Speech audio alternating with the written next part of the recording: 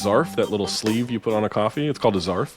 Cool. It's yeah. Wow. So Z-A-R-F. Z-A-R-F. Like yeah. scarf. Yeah. It must be a portmanteau. So it's scarf because it's covering the coffee. But what's the Z? I don't know. Z really hot coffee needs a cover? I don't know.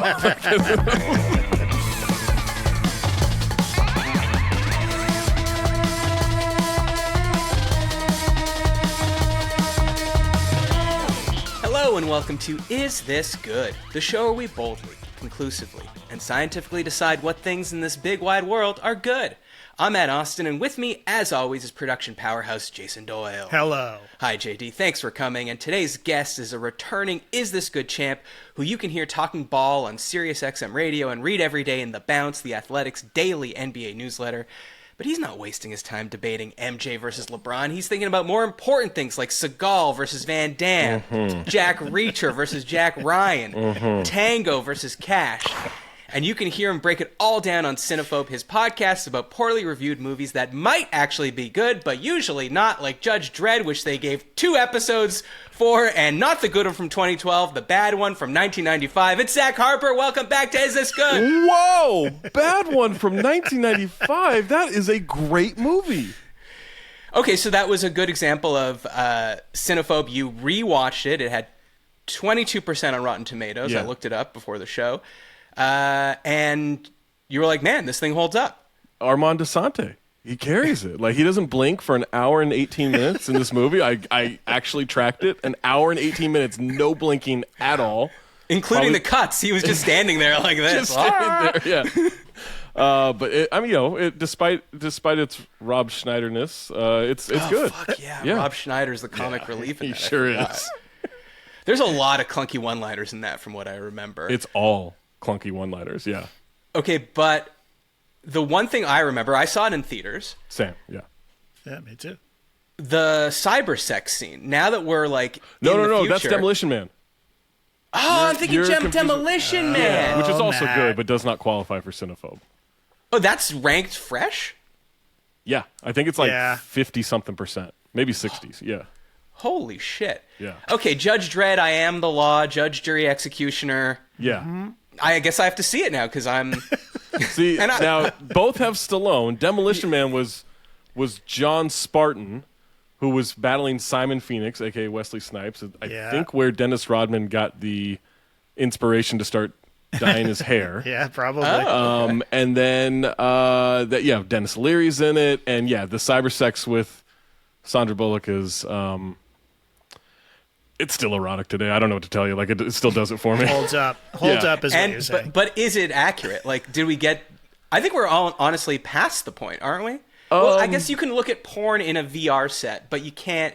What were they doing in that movie? They were, like, literally inside each other, but through headsets? Yeah, they had like almost like those defibrillator patches, but they were on their temples, Right. and they would close their eyes and picture, I don't know, missionary. I don't know what. It's hard to tell from the images, but it actually, I think, is very accurate to cyber sex. I've never done the VR stuff, but just like, if you're sexting or something or whatever, you're left thinking, okay, we did something, but I don't think it worked. Do you think that it would be good, like, if you're looking in the headset, it's kind of like the Terminator thing where you're, like, it's augmented reality. So, like, on the left, you're seeing the sex you're having. Right. But on the right, maybe there's, like, you could be Googling, like, how to do this thing. You know what I'm saying? Oh, Where is clitoris? Right. Yeah, I mean, unfortunately, I don't think that exists in the VR world either. But it's... Terrible. It's I think it should be like the Matrix, where everything is downloaded into your brain, so you can just do anything, right? Like, you have all the capabilities. Like, now I know Kung Fu. Now I know this position. All the Kama Sutras. Would Every come single down one, to yeah. you. All 10 of them, or however many there are. Random aside, but for some reason on Twitter, in my For You tab, I get this account that all it does is tweet out animated characters in various sex positions, and it's just called Sex Position of the Day. And I don't know why. I never click on it. Sure. I guess it measures that I'm You stopping it screenshot and it, going yeah, like, oh, that's interesting. And it gives them all names and things. I'm like, because I was like, how many days could this go for? I could like five business days max, like, from what I know. It's like one of those like word of the day calendars where you just rip one off, but they're just posting it online. Yeah, I think it's like the man is all red and the woman is all green or something like that, and they're like little animated things that they're putting them in different positions. But I would just got to say kudos to them because they're still coming up with them. Yeah. The ones I've seen, some of those, it's not in my For You page every day, but I'll come across one every once in a while, and I gotta be honest, the ones with chairs involved always confuse me the most, and I don't know why. You're saying like if you're gonna need props, then it shouldn't be allowed. It shouldn't be like a folding chair. Like I don't like it's.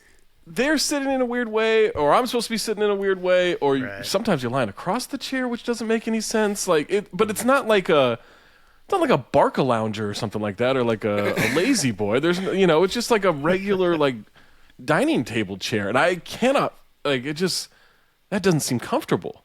Well, funnily enough, my favorite sex position is called the Backstreet Boy, and that's where I turn the chair around and sit on it and prop up my chin on my elbow. Well, I mean, that's just pure sex anyway, so that works. Yeah, that one. You don't need it. It's so sexy, Zach. You don't need anyone to be there. Not at all. Yeah.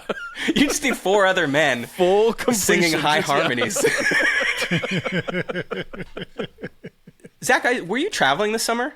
I know I saw you in Vegas very briefly. Yeah. And very briefly, I do want to apologize actually because I was excited to see you because I don't think I've ever met you in person. But I went up and said hello to you, and the word hello when I said it, I was like, oh shit, you're drunk, you're really drunk. And then I went home. I was like, I'm not going to speak to a person that I don't know when I'm this drunk.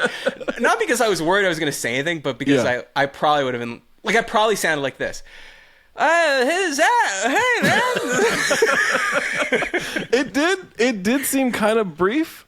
Yeah. I remember this interaction. We were in the Cosmo. We were in the sports book at the Cosmo. You remember. Good. Yeah. I'm glad. I don't remember you sounding drunk, but I do remember it being very brief and just thinking like, all right, well, I guess that, yeah, Matt, that's cool. Yeah, like that's him. That's all. It's funny because I've been on his podcast 2 times. He seems very friendly, a very gregarious fellow. Like, saw me in person, was like, no, I'm good. I don't want to pursue this further. Well, it's true. I am way friendlier on this podcast. Yeah. This is all a persona, a little shyer in person, but still not that shy that I could not say hello to you. But I just it happens. Yeah. I don't know if you're at the age where now, as soon as you tip over into the, I feel like my limbs are a little loose and my voice is a little slurred. I'm like, I really don't feel like I should be out.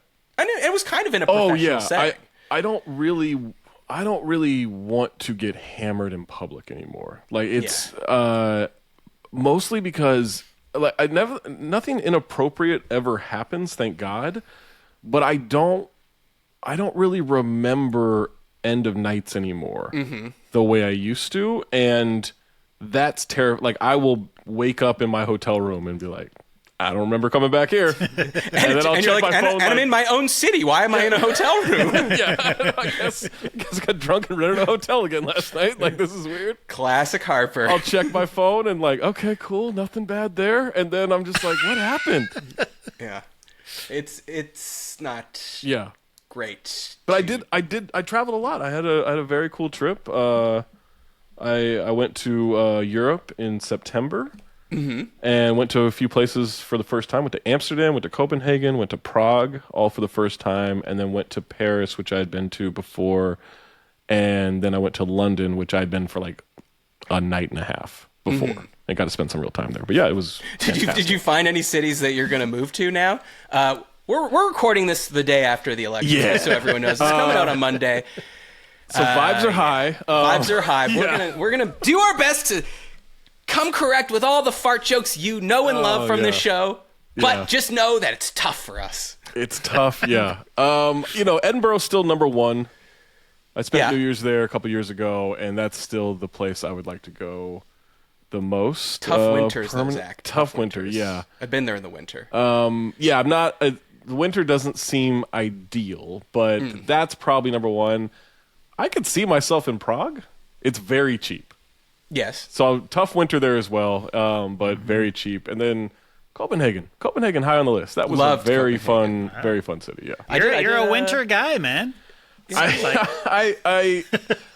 It's tough because I don't like hot, right? Like I don't like real once it gets like 85 or above, I'm like, this sucks. And people are like, it's great outside. I'm like, it's really not. I don't enjoy this.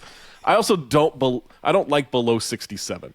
Right. So it's anything below that. I've lived in some real winter cities before, and it's not for me. I don't like how do I say this in a way that's acceptable? I don't like not knowing what's under. Yeah, these foreigners.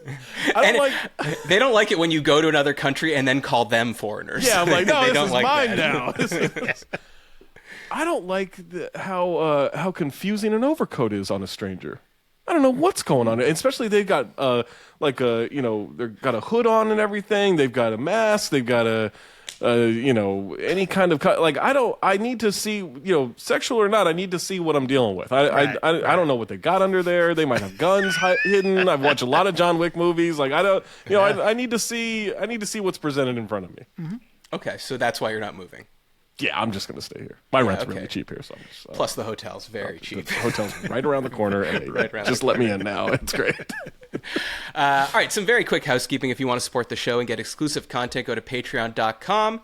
You'll get ad-free episodes and access to our thriving community on Discord, live stream hangouts, and of course you could send topics to isthisgoodpod@gmail.com and subscribe on YouTube. Zach, the premise of the show is very simple. I'm going to pretend to be friendly and then snub you in public. No, I'm going to give you a topic, and you tell me if you think it's good. I can't wait to see you again, Zach, and fucking redo this. Yeah. Well, I mean, unfortunately, we don't live anywhere near each other, so it's impossible to do, but... That's true. We're separated by at least 2 highways, actually. At least 2 highways. I mean, 1 highway is enough. One of my best friends lives right down the 405, and he's like, come get a drink. I'm like, why don't you come to the valley? It's easier that way. The 405, that's not somewhere you want to be going. Actually, sorry, just before the show, we were talking about, obviously you cover the NBA, and I asked you if you had been to the Intuit Dome, the new Steve Ballmer Palace with many a bathroom, and you said... No, and then you said, I said, oh, Chuck the Condor has a grudge against you, and then out of nowhere you were like, I once tried to get Chuck the Condor fired or something like that. I would like to hear that story. The Clippers tried to help me get him fired. So what, they didn't like him, but they were like, we can't I get guess rid of there him? was a battle from one department to the next regarding the person who plays Chuck the Condor, and it was a night I think this moment is on YouTube or somewhere on Twitter. There was a night years and years and years ago where Chuck the Condor had the Clippers had this guest who was this, I think, 102-year-old war veteran. He had stormed the beaches of Normandy, survived that. He's like just this great hero of America and troop. 102 at a Clippers game being honored. Chuck the Condor mimes giving him a wet willy on the court. And like, I'm not offended by a lot, but and I'm not even like this pro, like, yes, troops over everything. Let's, all that. Yeah. But I watched that happen. I thought, well, that seems inappropriate. Other members of the Clippers organization also felt that way. It was conveyed to me through various middlemen. Hey, it would help some of us out if you like tweeted how inappropriate that was and how offended you are and how bad that is. And I'm like, what? They're like, yeah, there's like, some people don't like the guy who plays Chuck the Condor. I have no idea if this person is still Chuck the Condor. I declined. Unmask him now. We demand to know. See, I thought it was then ironic that you got canceled because the thing you tweeted was the only thing more dangerous than storming the beaches of Normandy is a wet finger. And people were like, that's not very nice. But you did not succeed, I guess. I didn't do it. I didn't participate. Oh, you didn't participate. Yeah. And the Clippers have just been mad at me over the years for various things, making Clipper fan jokes and stuff. I got a call about that once from a very high-ranking business official at the Clippers. I think and it wasn't even a funny joke. It wasn't a clever joke. It was just one of those, like, the 36 Clipper fans are mad at me for something I had written in a power rankings. And this guy called me. He was like, "Have we done something to you?" I'm like, "What?" Wow. Like, I was like, he's like, "You made fun of us pretty severely on Twitter. I said, no, I made fun of Clipper fans, but not the organization. He goes, that's the same thing. I said, I promise it's not. Like, that is not the same thing at all. I hate almost every fan base. I don't hate the teams. Me. Yeah. I'm not making fun of you. I'm making fun of the people that love you. Yes, the people that choose to love you. And then he had asked me to take it down. And I was like, yeah, that's not going to happen. And he had asked me to take it down. I said, that's not going to happen. And then he was like, well, I'd like to talk to your boss. I said, if you can get my boss to agree to make me take this tweet down, I said, I'll write whatever you want, because I know that's not going to happen. And then it happened. Yeah. But yeah, Clippers and I have a weird relationship. All right, Clippers, you're all talk. All right, first topic here. Buying kids booze. Thank God there was a question, or there was a word after that. I thought it was just going to be buying kids. Oh, just buying kids. Yes. Buying kids booze? Yeah, like, okay, see, you know, I'm not talking about a 4-year-old here, but we all know it's illegal. Like we're in America here, so anyone 21 or under, you cannot buy them alcohol. That is legal. It's illegal for them to possess it. It's illegal for them to drink it, and it's illegal for you to buy it for them. But from a cool guy point of view, is it good to buy kids booze? Because I think as a kid growing up, you were always like, shit, like someone's older brother or older sister, you know, you'd be like, well, what's the big effing deal? They're 21. Why couldn't they buy me a 6-pack of beer? And sometimes they would, sometimes they wouldn't. But you would think, or I would think to myself, hey, when I'm older, I'm going to do this no problem, because I know how bad, you know, how necessary it is. And then you grow up and you're like, ooh, don't know so much about that. So where do you fall on this? I think there's an age cutoff to where this is for the buyer. Okay. For the buyer, okay. I think if obviously for the requester as well, but I think if you're 22 or 21 years old, it's good. If for like someone that's like 16, 17, 18, 19, somewhere in that range, right? Right. Anything past you being 22, I think it's really not good. I think it's that bad. Does. Okay, how about this? Can I add a rule to yours? Yeah. You cannot be, no matter the age, you cannot be with the people while they're drinking what you bought them. For sure. That is I didn't see anything. I just dropped this down on the, I forgot my 12-pack on this 7-Eleven bench here. I don't know if they have benches. I don't think they do, but you just kind of walk away and set it down, walk away. No, to go drink with them. That's Varsity Blues. That's crazy. You're exactly making me think of like, yeah, you're right. Like a 40-year-old buying an 18-year-old beer is fucking very weird. Like I'm 42. Like that feels like a crime to go buy some 19-year-old some alcohol.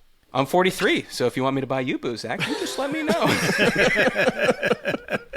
Still get carded.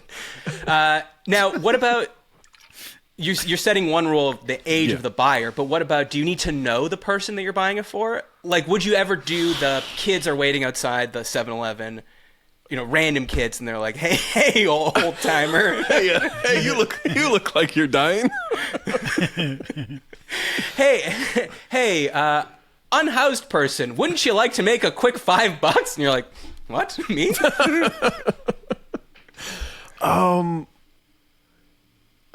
Yeah, I don't think you I don't know. All right, if it's for like friends of a sibling. Yes. That seems okay to like have a beer around them, maybe? Again, in this like 21, 22-year-old range. But not like, I think it's weird for adults to party with high schoolers, like even like young adults in their 20s, like early 20s. Like, I don't know. I've always thought that was weird. Yeah, I mean, I've been hollered at by kids outside a liquor store, complete strangers, and I don't think I have. Well, aside from the fact that I would never do it, because we talk about this a lot on the show. Like, I'm just very consequence forward. Like we've been talking about revenge, and I can never get revenge on someone because I'm like, I want to slash this person's tires, but I know that the one time I do it, they're going to catch me on camera, and now I'm going to be in trouble for doing it. Same thing. Like, I buy the kids booze, and I'm immediately thinking about them getting into like a drunken car accident or something like that. Right. Just to keep things light, you know. Selfishly, I'm only thinking this is a sting. I don't know why this sting operation is against me in particular, but this is a sting. Like I am going to go to jail for this. I would start looking like, does this kid actually have a 5 o'clock shadow going on? Is there any stubble happening? Like, how old is this kid? Well, that's interesting. Could the police legally hire an underage person to do the sting, or do they just have to recruit their youngest officer, their youngest looking officer? I think the latter. Yeah. But I don't know. I don't know what the rules are for that. Can you have like a work permit for the cops? Like that doesn't seem right. But it's not going to be an authentic sting if you send in, Dale with 2 kids. Like I got a work permit to work at the Gap. Like it feels like working for the LAPD would be a very different job. Then again, they are the law, so they can do. That was not a direct Judge Dredd quote, but yet it was. It works. Yeah. But yet it works. So yeah, well, isn't this the premise of 21 Jump Street? They go back to high school? Yeah, well, they're like they go to high young-looking school, for cops. sure. Yeah. Yeah, but they're. Oh, that's true. Yeah, that's exactly. But they're not orchestrating stings outside of a liquor store to bust 40-year-olds buying 6-packs for minors. I mean, that's not a thing. Why would they do that? I guess to bust the store itself. Right, and then you're just kind of like if you're busting a prosecution ring, and then like the guy who was partaking in that also gets busted. The John. Yeah. Okay. Sure. Maybe I don't know. I know. Now I've talked about none of this is good. All this feels like entrapment. It's not. Yeah, this is good. Yeah. Now, call me a hero, but if someone that was 18 that was going off to war asked me to buy them a beer, I would do it, but that's just out of my patriotism to this country. So that could just be me. Yes, if that guy, before he stormed the beaches of Normandy, was like, hey, can you get me a 6er? I don't even know if they had 6-packs back then, but I would absolutely feel the obligation. And you'd hand them the beer and say, watch out for those wet German fingers. How did you $1 for every time I said that? Oh my God. That's why I don't go to Europe. How did you get booze before you were 21? And maybe not like when you were in college and it was easy to walk into a frat party or something, but like when you were 16, 17, 18, if you drank. I didn't, but it was just at parties. So I think it was just people's siblings getting it. I don't think I knew anyone with a fake ID until college. I don't think I knew anyone in high school who was using a fake ID. I think it was just most people I knew were the younger sibling of someone of age to purchase stuff. So it was always around, but yeah, I don't remember specifically like there was no super bad situation where I was like, hey, he's making a run. He just got a fake ID. Get me some Goldschlager or whatever. Yeah. Extra flakes. Don't skimp on the flakes. Daddy likes gold. Yeah. Fake IDs must be hard to use now because it seems to me like they're scanning the back of them. Yeah. And why does like a bouncer at a shit dive bar in Echo Park have technology that like authenticates my identification? Honestly, that kind of creeps me out. Yeah, I don't like it. It shouldn't exist. Leave that for arenas doing the face scan. Or how about like stuff. TSA or like border customs at the airport? No, we need to make that process much longer. So that would be too easy. It feels like there's too much technology in IDs, and I guess the real IDs now, which I don't really understand the difference. Oh, the real ID. Yeah. One. Thanks for bringing that up, because we actually do have a sponsorship with them. Remember, by 2026, you will need a real ID to fly domestically in America. Mm-hmm. Go to your local DMV and get the one with the yellow stamp on it. That's a real ID. Promo code good. Promo code real ID. It does feel like a lost art, right? Can you even just do the fake IDs with just a likeness? Do they get them made? I think honestly that's the only way. The likeness is it has the to only be, way. right? A real ID that like an actual ID that yes. just has your likeness. That has to be it. I sold fake parking permits at San Diego State. How does that work? I learned how to make parking permits that looked just like I would scan in a parking permit and then I would just change some numbers or whatever, and I sold them unless the statute of limitations aren't up, and then this is all shtick. Did Tom Hanks finally catch you if he could? He sure did, yeah. It helped create my empire. But I did that for a while until they started getting found out as fake. And then people were like, they'd get like a ticket in the parking lot at San Diego State and then be like, hey, I got busted with this. Are you going to pay for this? I'm like, no, that's not how any of this works.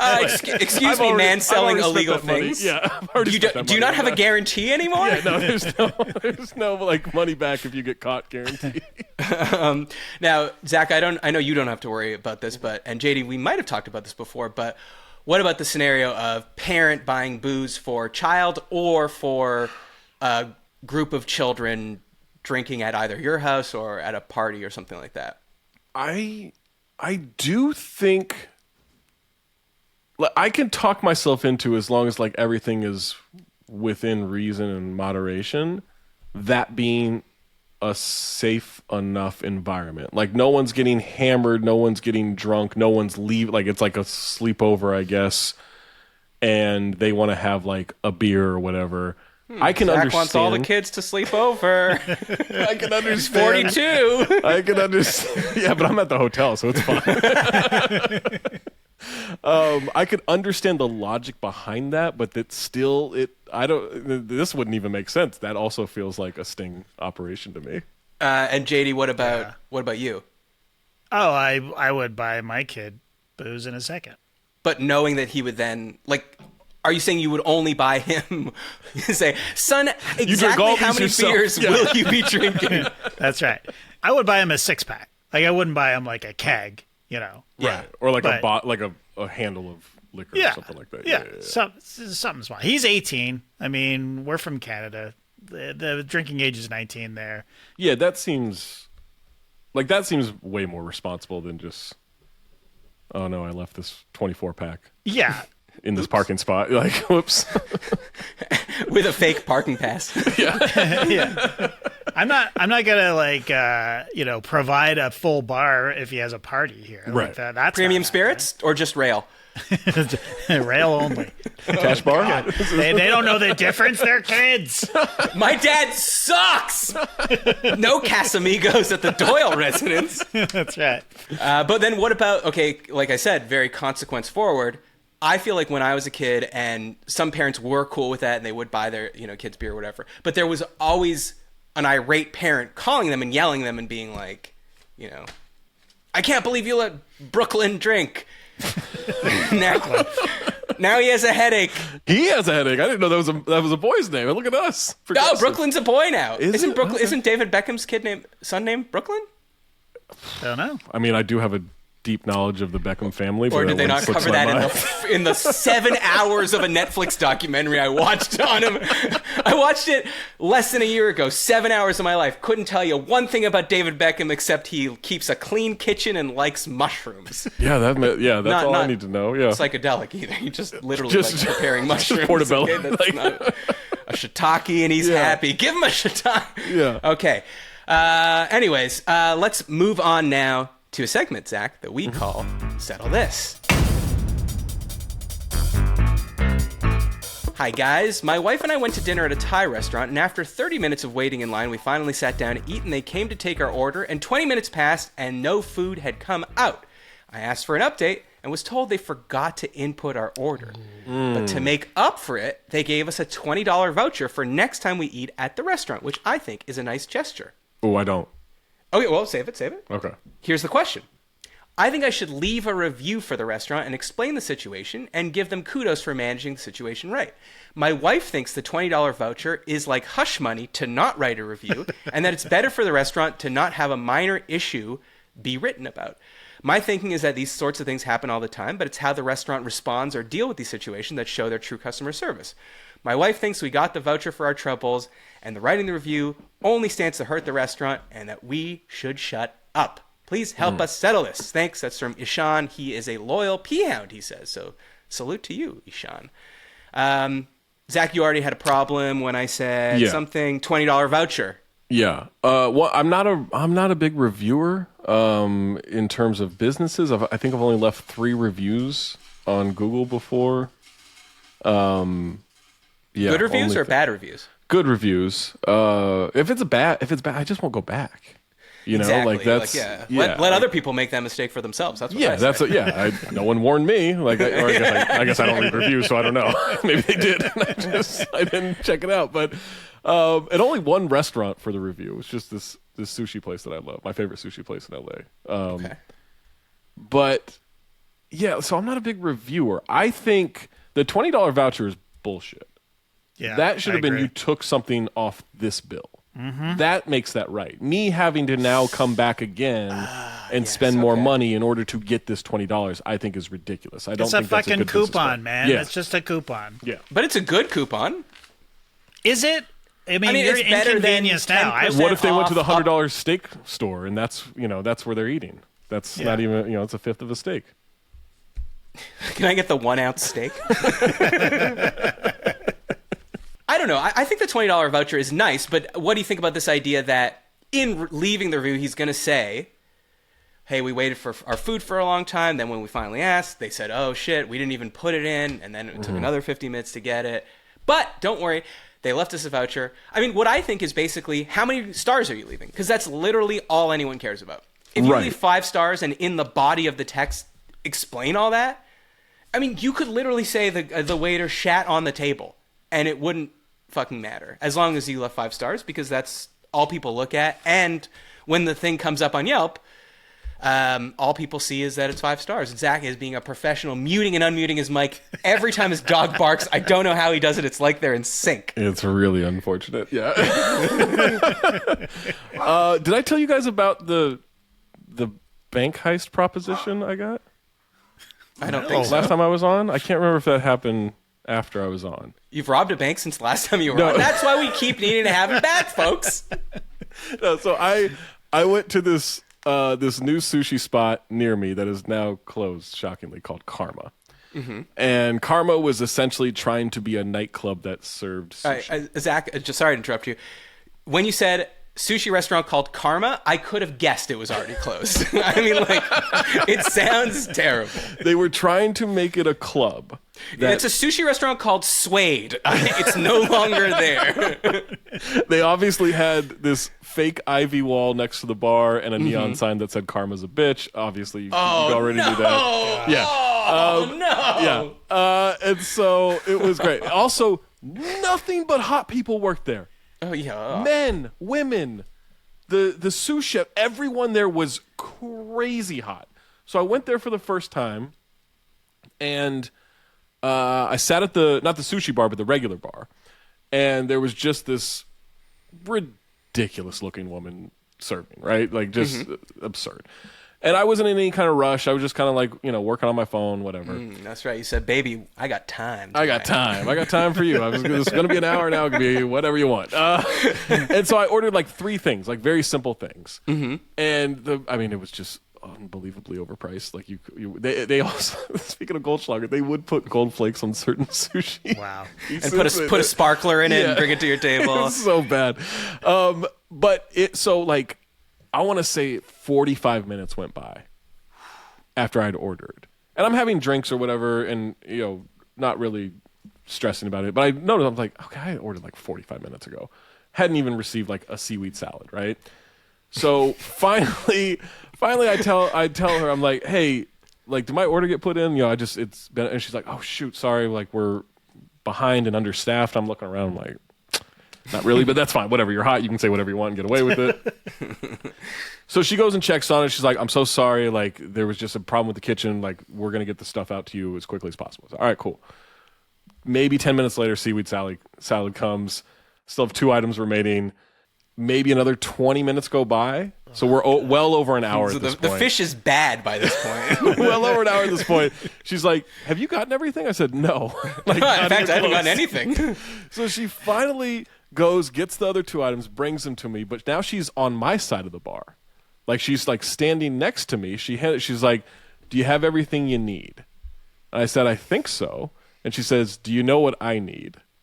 And I was like, no? She says, I need $1 million. I'm like, okay. And I'm just trying to like play along or whatever. So I was like, well, I did just buy a Powerball ticket. So, you know, if I win, like I'll give you $1 million, whatever. She goes, or we could go to the bank right now. And I like to think of myself as someone who processes information in front of me very quickly, and I can make quick decisions. And, you know, like I think that is a strength of mine. I had no idea where this was going. I said, and so I'm just like, yeah, but I don't. I'm have still it waiting yet. for my Toro. I'm like, I don't like. Well, I haven't won yet, right? And she goes, "You look like you're a good driver." At no point could I have ever predicted anything she was about to say next at any point in this conversation. And I'm like, I'm a pretty good driver. She's like, you drive fast? I was like, when appropriate, sure. She goes, okay, I'm going to need you to be like the getaway driver when you and I go rob a bank. You drive fast? Yeah, when I feel a bit of diarrhea coming on and I got to get home? Yeah, sure. And so that was it. Like I was there for probably 2.5 hours. She asked me to rob a bank. Obviously, I went back another time or two. But wait, what was so after she said you could be the getaway driver, haha, and then walked away and got your uni, or what? She had just delivered the final 2 things to me when she started this conversation, and then she went and got something else. The whole point of this was she went and got another item that was like a $50 item and said, "Here, I had them make this for you," and then like gave it to me, and it was sushi it was Toro with gold flakes on it. It was. It was amazing. It was so good. She's like, you need to gain your strength for I tonight. need a lot of protein for this run. You're going to kill a lot of cops tonight, so but get your energy up. Every time I would go back, I think I went back like maybe 2 or 3 times, and I became friendly with her. We follow each other on Instagram, not to brag. She has since moved to Vegas to be a fitness influencer. I don't know what's going on, but she's now working at the other Karma location. It's in the wind. It's in the wind. But then every time coming back, she still felt bad for the first time that I went there. Not that she had proposed a bank heist, but that it had taken so long. And so she would get me something free every time. Oh, okay. So that was like something where I was like, every okay, time. like the customer service was terrible there. Like no wonder it closed. Right. But she was great, and this other bartender, he was really good too. But that I feel like is above and beyond. Where if they had been like, next time, you know, seaweed salad on us, I would have not come back. Right. Okay. I mean, well, first of all, you're talking my language here because I really don't think restaurants understand the loyalty it engenders when they just give us a little bit, just an inch. Because frankly, restaurants are becoming more and more unpleasant, and I hate to say that because that's probably my favorite thing to do is go to a restaurant with some friends. But I mean, the expense, which fine, I understand costs are going up for them too, but it doesn't really matter once you're suddenly paying that much for a meal and something or a lot of things fuck up or the service is really bad. That's money you ain't getting back. If you spend $100 on a consumer product and you take it home and it sucks, you can return it. Right. You can't return sushi as far as I know. Especially once swallowed. Yeah, that makes it tougher for sure. So I always am like, fucking swallow it on the $15 dessert tonight and we'll come back. You know what I mean? Yeah, but because it is nothing to them. It's nothing. It's a fucking piece of tiramisu, you assholes. It's coffee and ladyfingers. Yeah. What is that, 12 cents? I don't think they should leave a review.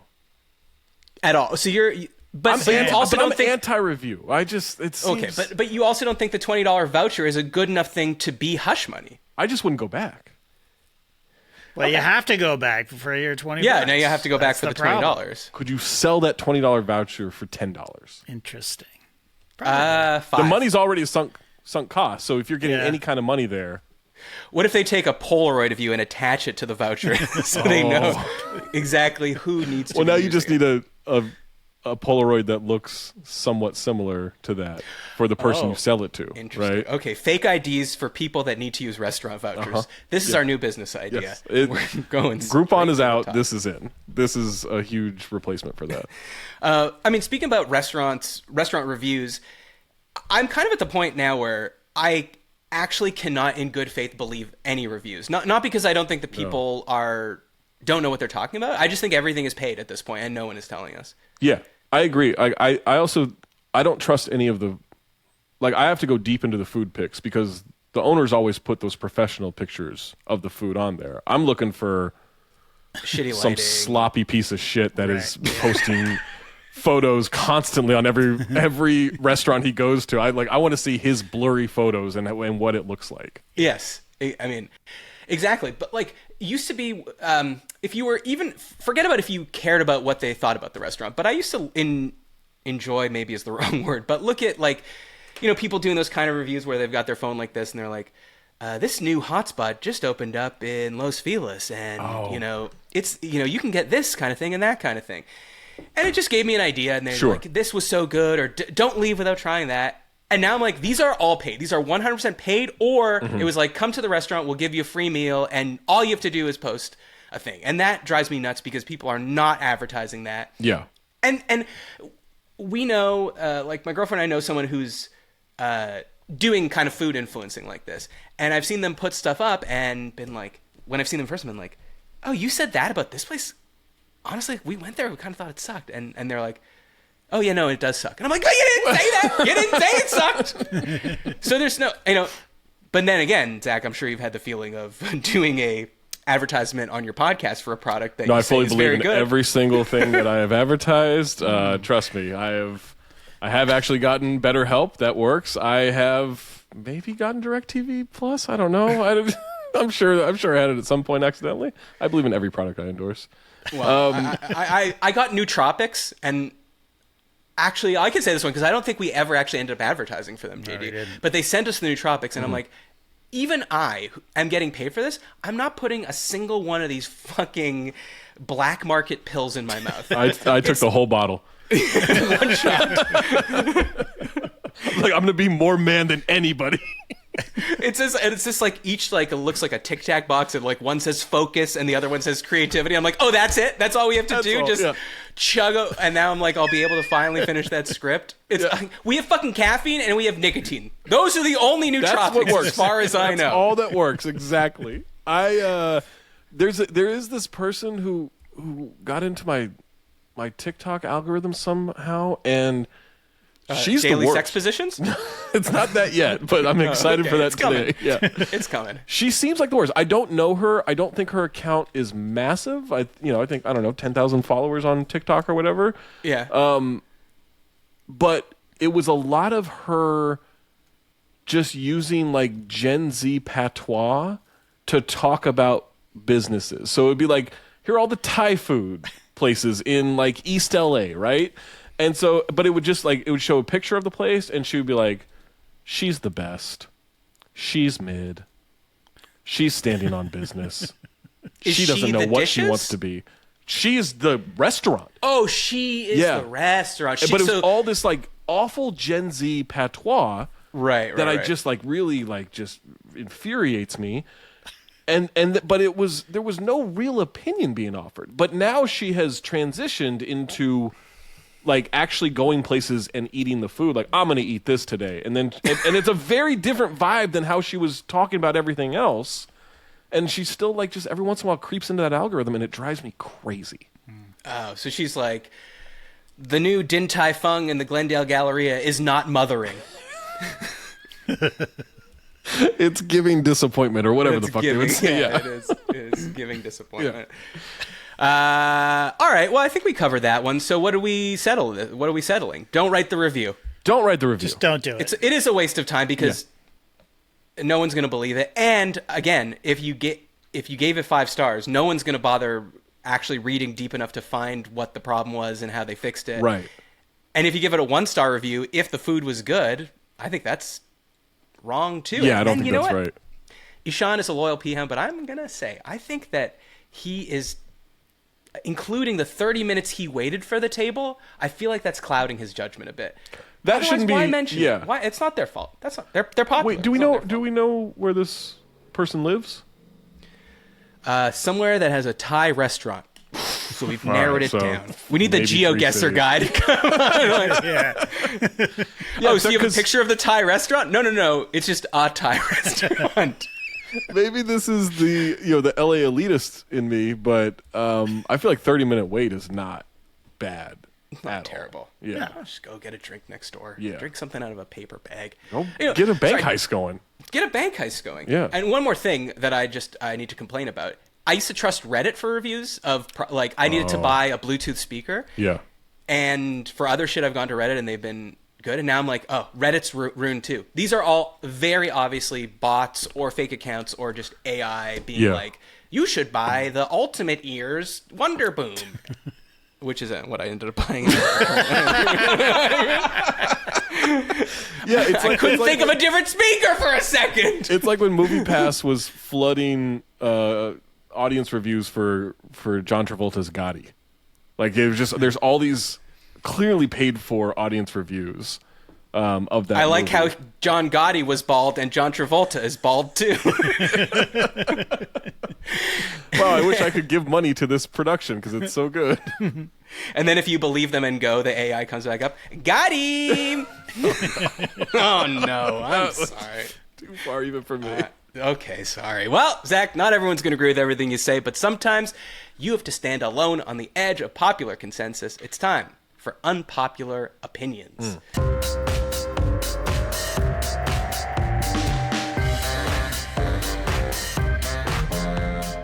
All right, here we go. Here's an unpopular opinion for you. I fucking love this one.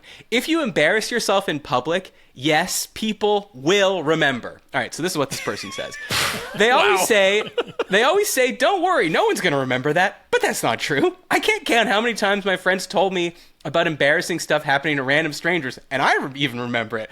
Obviously, it's even worse if it happens in a familiar place like school or the workplace, etc. People do notice, and they do remember. Yeah, so I kind of agree with this one. I mean, I'll say the first time I went to therapy, not BetterHelp, but boy, does that work, ITG20. I would say, like, I always feel like people are judging me or looking at me or saying, and they're like, well, why do you think that? And I'm like, I guess because that's what I do to other people. Mm-hmm. And she's like, have you ever thought that maybe not everyone does that? And just you're doing that and you think that because you do it, everyone's doing it? And at the time I was like, wow, what a breakthrough. What a revelation. No. And now that I'm not in therapy anymore, I'm like, no, she was lying to me. Yeah. She was just trying to get you out of your head on that, but that's 100% what happens. That is 100% what happens. There's a woman who, I don't know, I think she's in her 50s or 60s. She goes to a coffee shop that I go to. I see her almost every day. We've had plenty of conversations, and the only thing I remember about her is that one time she dropped, what's it called, the Zarf, that little sleeve you put on a coffee? It's called a Zarf. Cool. It's yeah. Wow. Is that a Scrabble word? A Scrabble-eligible word? I learned it from a dating profile. Under the Hinge prompt, what's a fun fact you love or something like that? Yeah, it's exactly what it was. So ZARF. ZARF. Like scarf. Yeah. It must be a portmanteau. So it's scarf because it's covering the coffee, but what's the Z? I don't know. Z really hot coffee needs a cover? I don't know.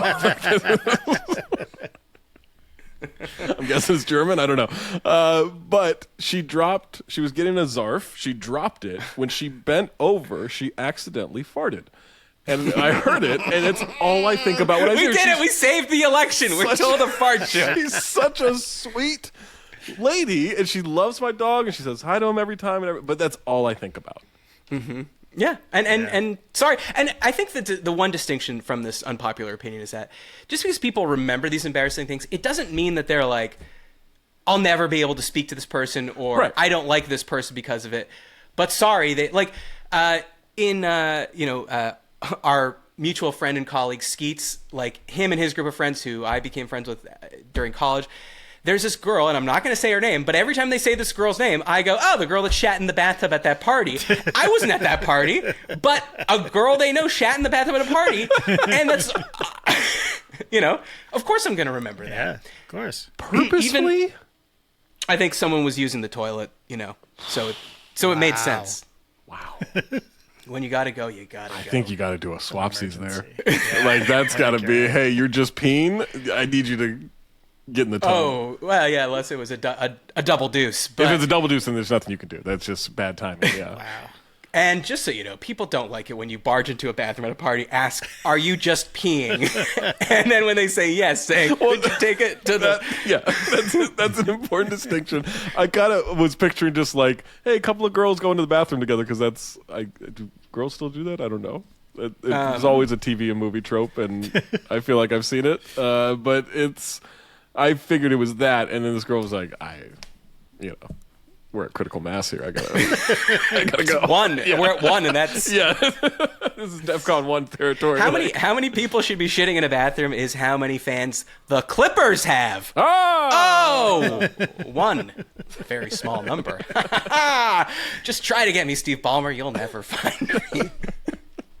I'm on the other side of the river, where you never go. Your helicopter can't get there. That's right. Well, actually, based on the number of helicopters constantly circling, I do think that it could get here. I don't know if you have a story. You don't have to tell it, but like I've told on the show before. I'll just say very briefly that like a thing that I thought, oh, no one's going to remember this or talk about it. Went to a crush's house. There was maybe like 4 people there watching a movie. I had been out for food with my parents before, got food poisoning, and just ran to the bathroom and started violently having diarrhea. Could not get out of the bathroom. This is pre-cell phone.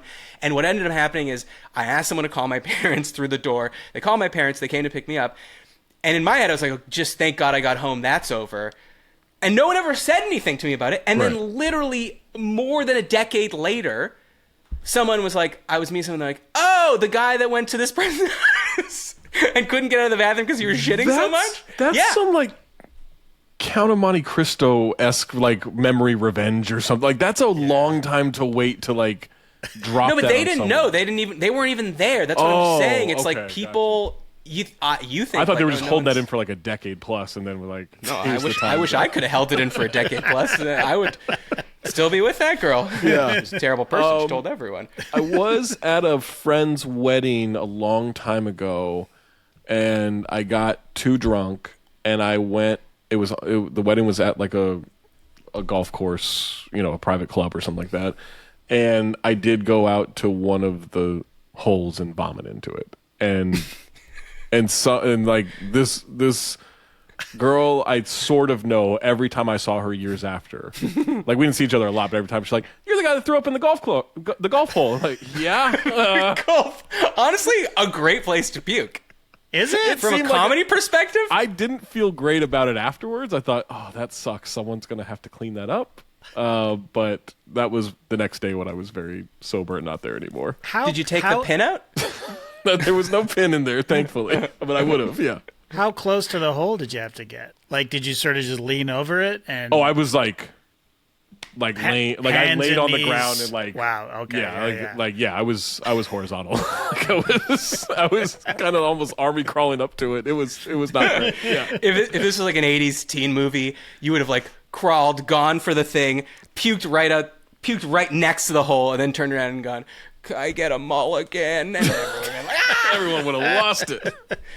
Actually, that's just a scene from Caddyshack, so that actually did happen. JD, one that comes to mind right now is Zach. We used to work at this place called The Score in Canada, a sports network, and they were like, you know what, we're doing headshots this year because it was a public company and they were putting together their yearly prospectus, and they were like, we want our talent in the prospectus this year. It'll be cool. So for some reason, I wasn't even talent, but they put a green screen in our office and they had the guys, and Skeets is up there like, doing cool stuff. Cool stuff you're doing there. If you're just listening, I did the walk like an Egyptian pose. I don't know why that would... It was cool back then. Yeah, it was cool. And it still is today. 1987. The Bangles were at the top of the charts. Oh, my God.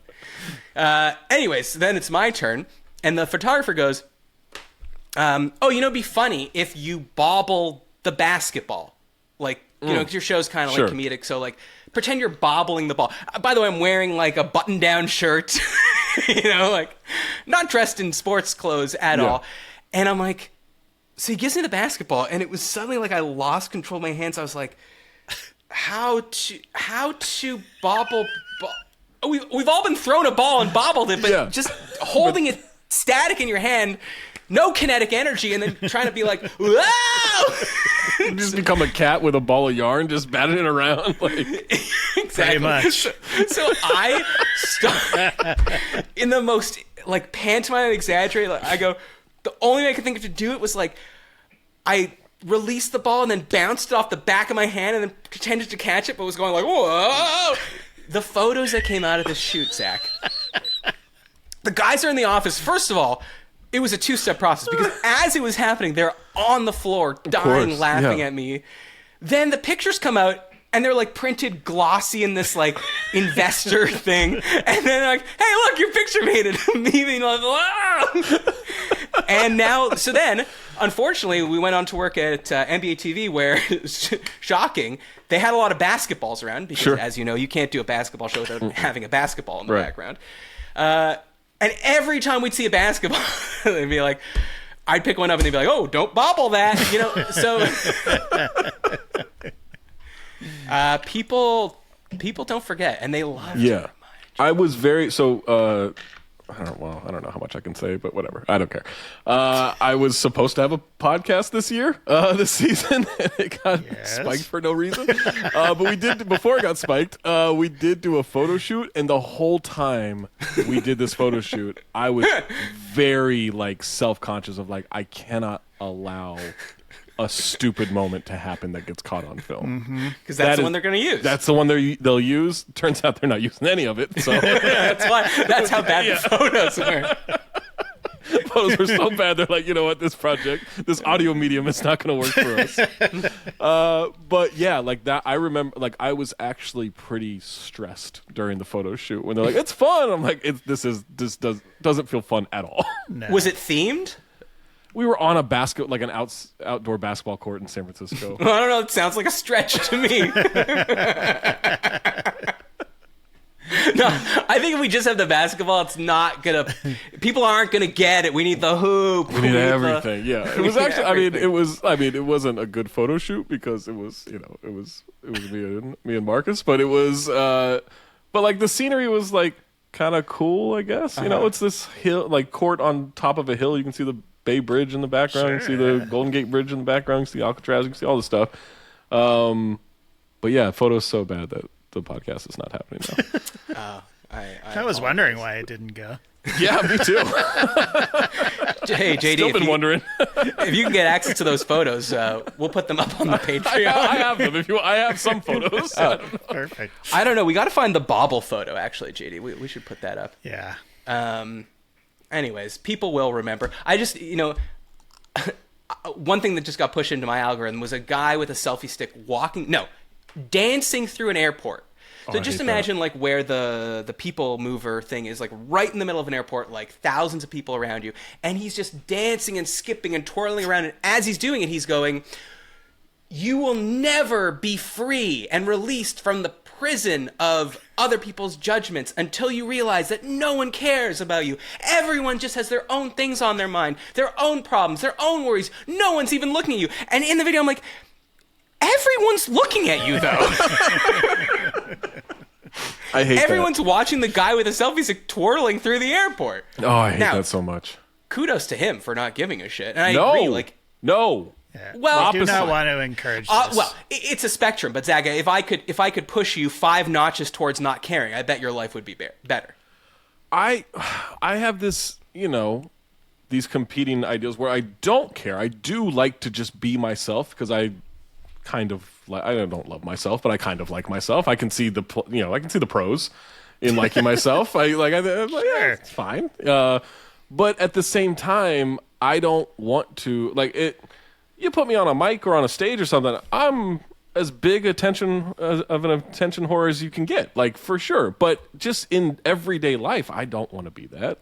Oh, yeah. That's uncomfortable to me. And so even taking my dog everywhere, there is part of me that's like, well, there's attention on this outing that's going to happen. Like, I don't want to talk to people. I hope a hot waitress from Karma doesn't see my dog. I mean, look, I do frequent Erewhon without buying anything just because the D4 stays there are fantastic. But There's certain attention you want. I don't want all attention. Just certain attention. I'm going to give you a $20 coupon for Air One after this as a thank you for being Can't on buy the show. shit for $20 there. That's not fair. You could get 3 almonds. And I hope you enjoy them. All right, JD, before we move on, embarrassing story, you don't, if one comes to mind that people constantly remind you of? I mean, you ever get a boner during a presentation at school? Oh, that's during never, a book talk? Never embarrassed me. Kids I would called never you be embarrassed by that. Book boner? No, but I do remember, to Zach's point, I went once about 25 years ago, I guess, to a very fancy gala. It was like a corporate event. I was with my girlfriend at the time, and I don't remember anything about that night except for there was a woman who walked across the entire empty dance floor with her dress tucked into the back of her tights, you know, which I've seen a couple of times.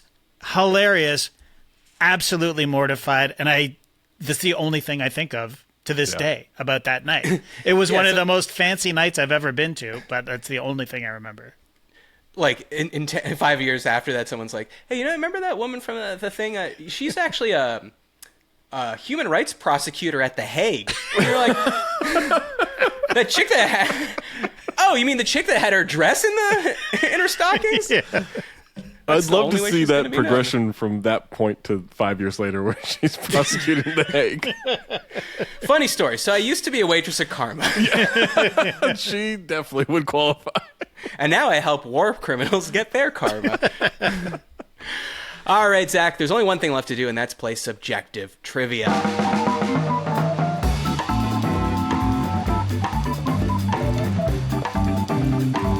So, you know how this works. It's just like regular trivia, except only I know the answer. I'm realizing now I forgot to write down my answer, which I always do. Now I might be cheating, so I'm just going to write it down on this piece of paper, not on my fancy note cards. Okay, here's the question. So as we said, you've got Cinephobe. Mm-hmm. You take movies that are bad or reviewed very poorly, and you rewatch them, and you discuss them and see, hey, are they actually that bad? Which of these certified rotten movies released in 2024 will I definitely see? I'm only going to watch one of these movies, I know for sure, because I'm actually excited about it. But which one of them will I see? Joker 2, Folie à Deux, that's sitting at 32%. Mm-hmm. Venom, The Last Dance, about Michael Jordan's final season, that's at 40%. That's when Michael Jordan and Venom met in the finals, yeah. Trap, that's at 57%, so almost 60. Or Brothers, that's at 41%. Brothers, if you don't know, is the movie where Josh Brolin and Peter Dinklage are twins, which used to be called Twins. And now it's just called Brothers. Have you seen the movie? Twins is already taken. Have you seen the movie Tiptoes?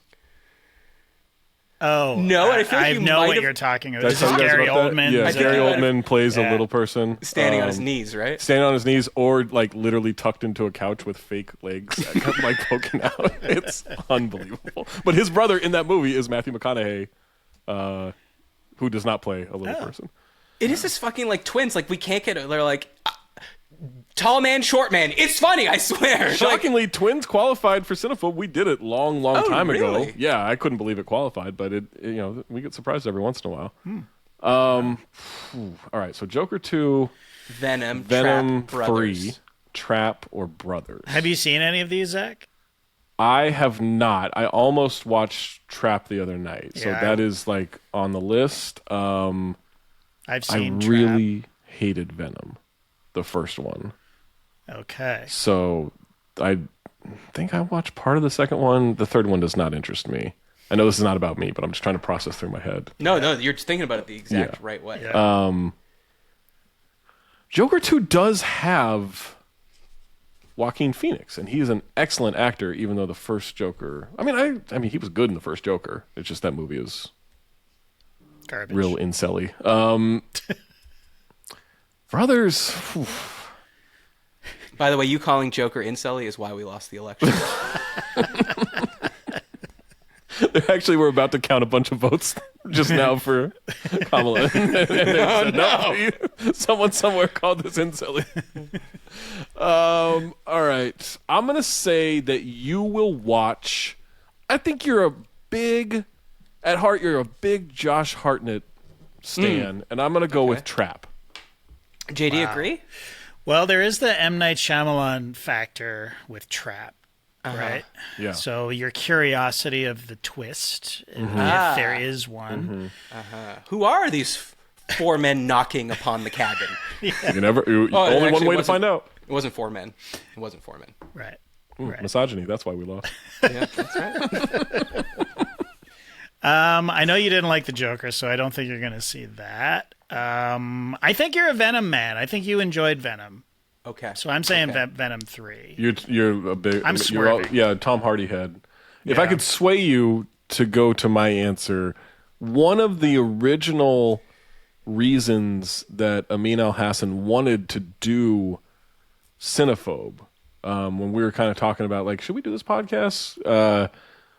Was at the time he thought I had a direct line to Josh Hartnett's sister, because I had hung out with, when I lived in Minneapolis for a few years, I'd hung out with her at like parties or get-togethers or whatever a couple of times. Josh was there once, but I'm not like friends with her. She was just a mutual friend of one of my good friends there. And so, but Amin was convinced that, like, oh, well, we'll clearly have his sister on. Yeah. Like, we'll do a Josh Hartnett movie and we'll have his sister on. I'm Right. like, that's not really... And he even thinks about it to this day. He's like, oh, we still got to get her on. I'm like, I don't have her contact info. Like, I could get it, but it would take some doing. I feel like it would be easier to get Josh on.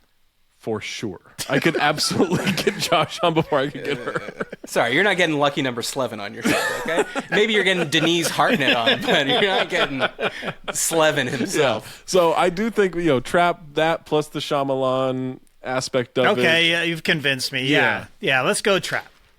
Okay, JD, what'd you do? It's Venom! Oh, wow. And you're right, because I do love Josh Hartnett. 40 Days, 40 Nights. It's all time. I haven't masturbated since I saw that movie. I was so inspired. Refuse, yeah. Just refuse. Hey, if you don't know what that movie's about, look it up, because it makes what I said less weird. I'm going to say don't. Just go with this image. Yeah, go with the image. A movie so good. The movie it involves a never priest. That's all I'll tell you about it. I have to say, I don't like superhero movies. Venom, I do like, because I know it's not, great overall, but I like that they're having fun with it. I like Tom Hardy's performance. I like how good he is at playing both characters. I mean, whatever, he's one character, but kind of talking to himself. And I like that, like, the problems in it are not like, we have to save the world. It's just like a little thing. He's got to ride on his motorcycle around a little bit.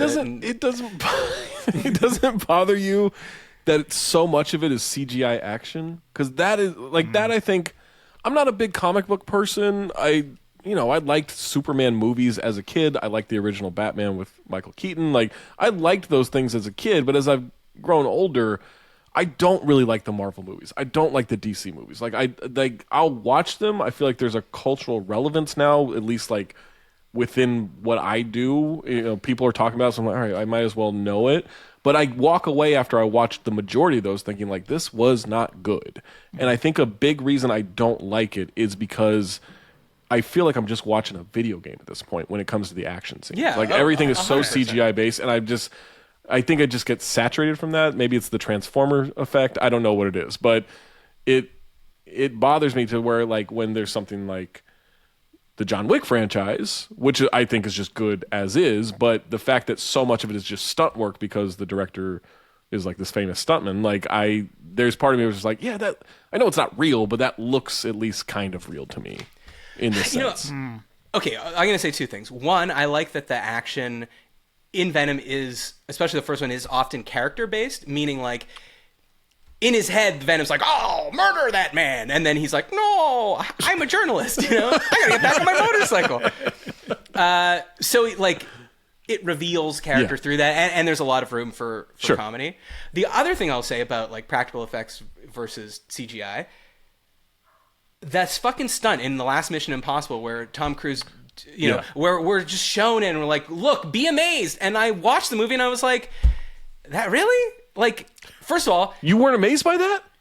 I was amazed that he did it, but in the first of all, in the context of the movie, we talked about this on the show. It ruins the joke of them being like, oh, they're right in front of you, but really they're below on a Sure. like in a canyon.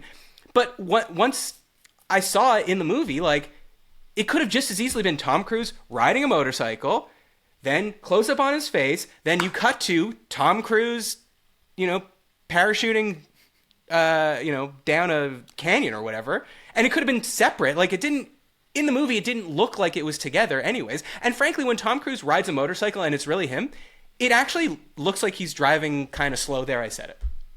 Wow. Did you see it in the theater? Oh, baby. Mission Impossible is my favorite franchise. And you still weren't on board with that. No, because I didn't think it needed to.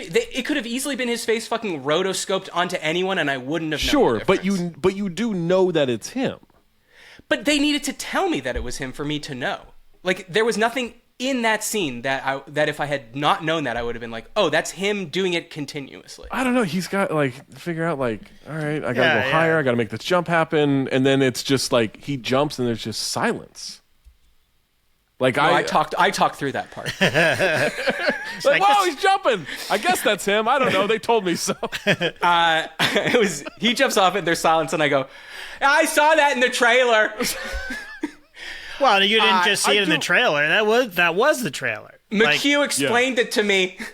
Yeah, exactly. I don't watch trailers anymore because of that. Me too. And it was actually a comic book movie that ruined, officially, nail in the coffin for trailers for me. It was Thor Ragnarok, where I'm not totally invested in those characters, but the fact that they reveal our biggest warrior, you got to fight, and then it's Hulk. I'm like, if I don't know that, and then I watch the movie and that reveal happens, what's the term in wrestling? Like the crowd will pop. That's a pop, right? That would be a big 100%. Moment. But now I've seen it in the trailer. Yeah, this big moment means nothing to me. Yeah, and I did avoid. I knew about the stunt with Tom Cruise off the the motorcycle jump and everything, but I never actually watched it. I would avoid the trailer for that because there are certain franchises. I won't watch the John Wick trailers. I won't watch Mission Impossible trailers now. I will. Yeah. I love Fast and Furious, but I'll just whatever. That's I'll watch the trailer for that. Those are not real movies. Actually, not real movies. So you can watch the trailer. I always find it funny how the point of a lot of comic book movies now is this character shows up and it's a big secret.